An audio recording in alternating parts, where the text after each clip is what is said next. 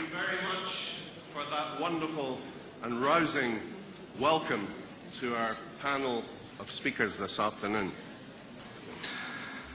First of all, can I say that it's a great privilege today to be chairing this conference, and could I start by asking you all to join with me in thanking our co-sponsors, the International Committee in Search of Justice and the Belgian Parliamentary Committee for a Democratic Iran.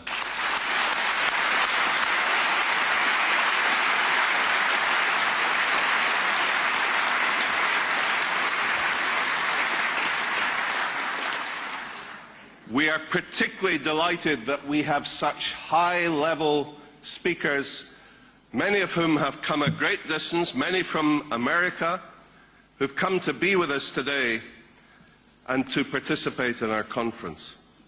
We are, of course, more than delighted that we have with us Mrs. Maryam Rajavi.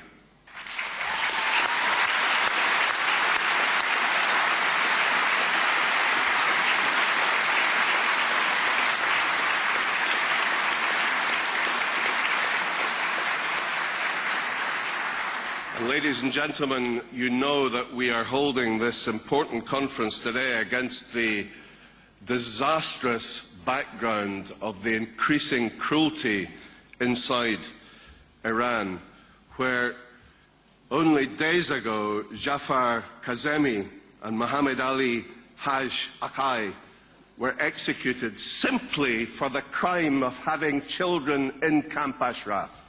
That is an utter disgrace, and Iran should be ashamed of itself. The mullahs have hanged 88 people so far this year. 10 were hanged in one day alone last week. But first, they were brutally flogged before being dragged to the gallows. And anyone who tries to expose this evil, like Nasrin Sotoudeh, is immediately targeted. The mullahs have now taken to arresting, torturing and hanging the parents of refugees in Ashraf. Simply visiting your son or daughter is enough to guarantee a death sentence when you return to Iran, as we saw indeed in the horrific judicial murder of Ali Saremi in late December. In a pathetic attempt to appear dismissive, the criminal regime in Tehran describes the PMOI as a terrorist grouplet. And yet this so-called grouplet features on top of every agenda, at every meeting between the mullahs and their neighbours in Iraq, at every meeting with representatives from the EU and the US. They fear them because they know they are the only realistic opposition to their corrupt fascist regime.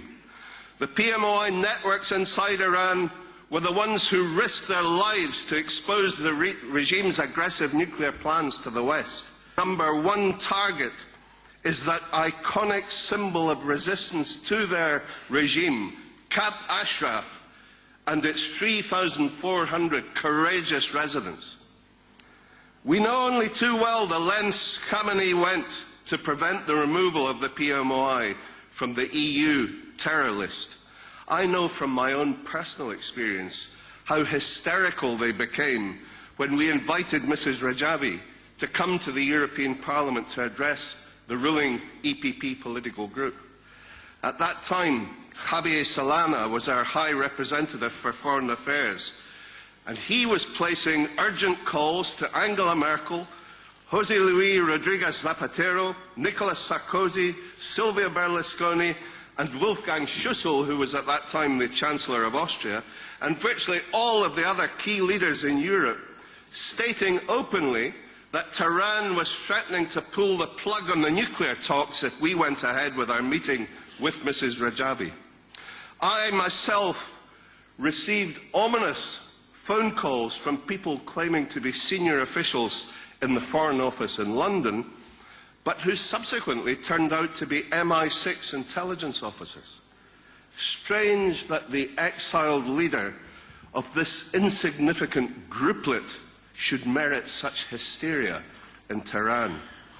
But we won those battles. We resisted the pressure. We invited Mrs. Rajavi to the Parliament. We exposed the lies and the distortions which had been used to justify the PMI's listing on the British and EU terror blacklists. And in successive court cases, we were victorious, finally forcing the British and the EU to remove the PMI from their lists and to restore their reputation as valid campaigners for freedom and democracy.